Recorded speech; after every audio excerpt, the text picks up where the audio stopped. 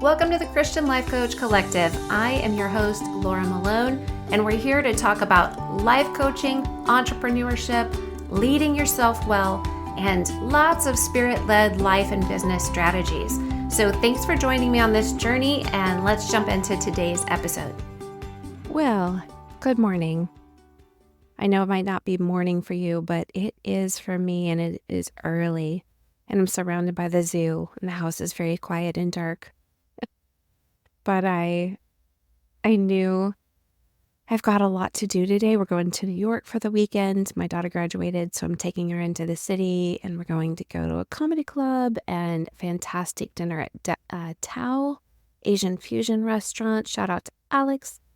And stay at a beautiful hotel called Moxie in Chelsea. She and I are very much city people, and so I'm excited to take her on this trip because I love going where we're going. And then the next day we're going out to Long Island and celebrating my father-in-law's 80th birthday with the whole family. And my son is able to come out, so at least we'll have 3 of the 5 kids together. And it's going to be pretty exciting, but it means that I have a lot to get done. Plus, the greenhouse course, the first module of it is open on next Tuesday. So I'm working hard at getting all of that, well, basically turning that ship around from the first version of the greenhouse course to this next one. And turning that ship around requires, as you can imagine, so much. And I'm really excited about it. But in the middle of my excitement and the work on it, I also have to pack and take care of this zoo that is surrounding me, and the puppy is now 25 pounds at under 4 months, and Roxy is still not happy with him because he jumps on her, and then the cat still scratches him with his one front paw. It's just pretty wild around here, so I like the early mornings. And today I wanted to talk to you about a question, a conundrum that a member shared inside the Christian Life Coach Collective Facebook group. And I think it was just a really great conversation starter. So I wanted to share it here on the podcast. So I'm going to share what I responded to this member inside the group, but I'm going to add to it a little bit now here in this episode. So the member said, I had my first coaching session yesterday with a couple, and I honestly felt scattered and overwhelmed. I'm having an issue with thinking I won't have the right answer, advice, or questions to ask them if I don't have some sort of script. I also feel like I don't want to be repeating myself. Maybe I'm putting expectations on myself, but I'm really trying to feel good about sessions and bring value. Any advice? How can I structure and stay on track? I just came out of that session questioning myself. I tried to show up well, and I believe the next one will be better. So thank you for your encouragement and support. I really want to be serving my clients well, and somehow in my head, I need solutions. So my first answer to all of that is great news. You do not need to have a right answer ahead of time. And I understand, I remember feeling that way, completely validate that this member and many of you listening feel that way. Like you have to know beforehand. And if you were to think of like a counselor isn't going to know exactly how the session is going to go and exactly what they're going to say, exactly what they're going to ask, exactly what they will do and what the client will do. And coaching is future focused and not counseling at all. It's the same concept of it's client work.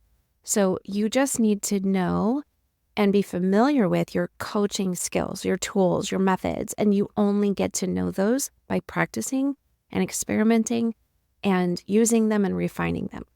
So staying on track in a client session, it just means you are an active listener and you ask great questions. That's what staying on track means. It does not mean you know everything in advance. So you just need to be listening well, and then you allow what you hear to flow into further questions so the client can find their answers. You're not a consultant. You're not a mentor. So you don't have to know what to tell them to do. As coaches, we're never going to have all the answers or have every experience that our clients have so that we always know what they're talking about, right? And even though sometimes you're going to have a strategy or solution or method inside of your coaching practice, especially if you have a specific niche and you've developed a method that you walk people through, it always comes back to the fact that the client is truly the expert on themselves, even if they don't know that yet, even if you're guiding them into the self-awareness and their own expertise. So coaching makes space for you to hear them, for them to share, and then for you to ask the questions that help unlock things for them. If you tell somebody what to do, it will never go as deep or become as sustainable as when they discover the right answer for themselves. And then they're going to take action because they feel it. They know and believe it, right? And even if you think you do know the answer and you give it, they're still going to make it their own if it resonates with them at all. Instead of needing to have solutions and certainty ahead of time, what you really need is just a strong understanding of foundational coaching skills that can help anyone, anytime.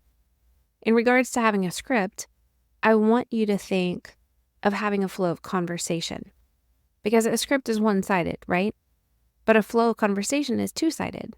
If your coaching is one-sided, you're not coaching. You're preaching and teaching, maybe, but neither of those is coaching. And while you can create a script, you're not going to stick to it because you don't have the human element of your client in front of you when you create that script. So your script would have to have a lot of blanks.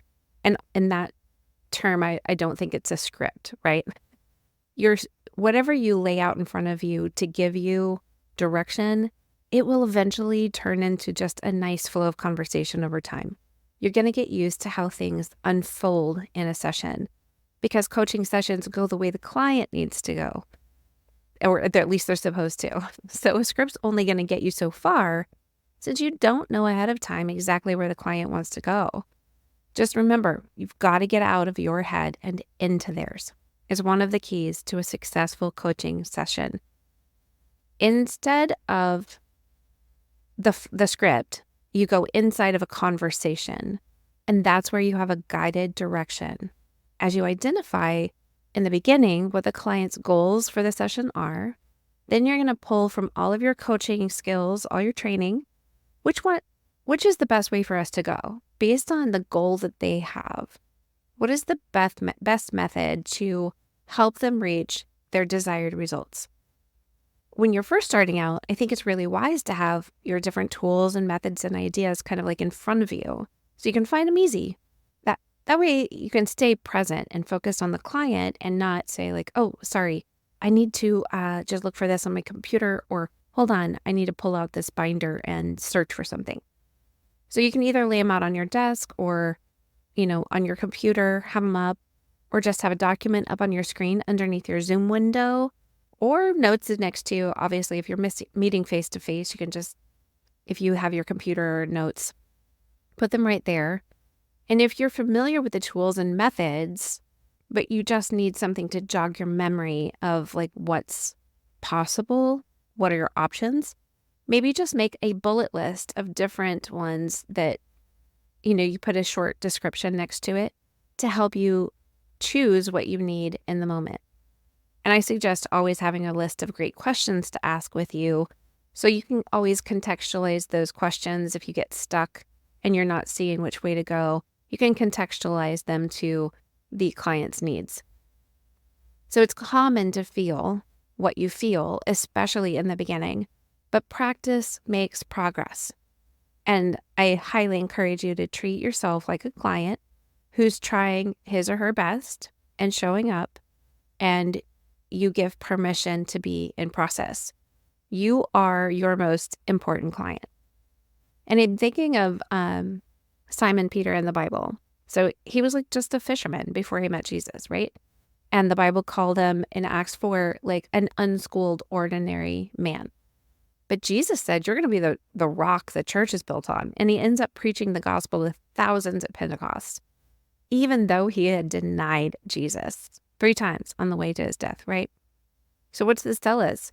It means that God uses unschooled, ordinary people to do his work and to share the truth boldly, to transform the world. And this doesn't mean you never went to school at all. It could just mean that you don't have a lifetime of education in one certain area. You're not an expert at everything. Yet God wants to use you to reach the one because he doesn't require your expertise or your certainty or your perfection. That's just something our human souls wants to have. And it's helping us to mitigate the risk, the possibility of failure or rejection. But when you're a coach, you get used to failure and rejection, and you start letting those things be allowed in your life because you find out how much freedom it is to walk a client into the truth that failure and rejection are part of life. And if you consistently prevent yourself from failing in one way, it means that you're failing in taking action or trying at all. If you're constantly trying to protect yourself from rejection, it means you've rejected yourself before anybody else has a chance to. So failure and rejection are happening anyway, but you're just not getting any good fruit from it.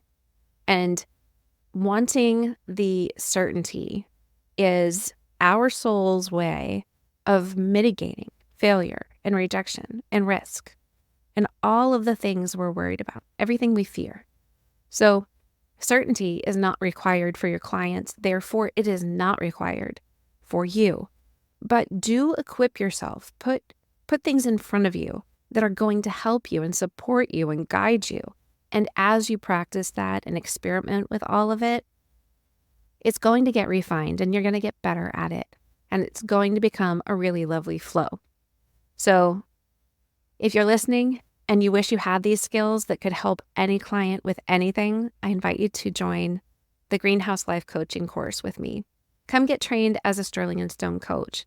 And right now, I want to give you $400 off if you use the code I am ready. IAMREADY. And the link's in the show notes, or you can go to sterlingandstonementoring.com // the greenhouse. So inside, we're going to learn the foundations of coaching, the 10 roots, which are the 10 coaching skills everybody will need at some point, regardless of your niche. And then also the simple starter strategy that's going to help you onboard your clients ASAP and start making money as a coach the moment that you're ready to make money. I'm going to equip you to do that. Even if you don't want to make this a job, all of these skills will create transformation in your own life. And you can share them with your kids and family and friends and coworkers and neighbors, and basically everybody you know will benefit from your knowledge of the 10 roots because we should have learned them in high school, maybe middle school, right?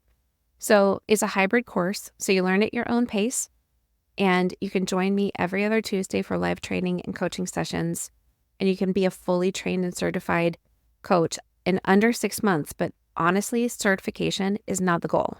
Training is, and the coaching skills and the action taking are. I want you to immediately be able to put these things to use and start making an impact in the world around me.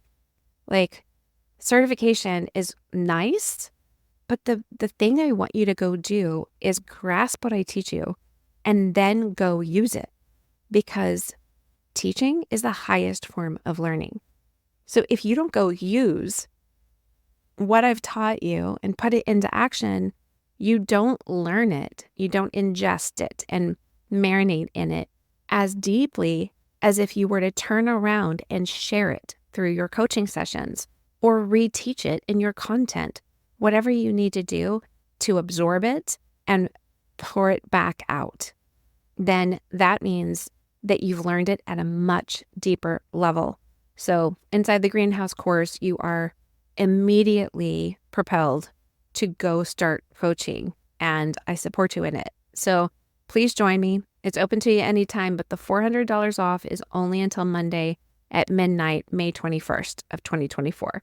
So I'm on a mission to see 1 million lives transformed, and I need you to help me do it. So bless you, friends, and I'll see you on the other side of New York. Hey friends, don't forget to jump into the Christian Life Coach Collective Facebook group if you haven't already, so you can connect with like-directed people and get free resources and ask for feedback, all the things that are going to help support you on your calling as a coach. I hope to see you in there, and don't forget to subscribe to the show.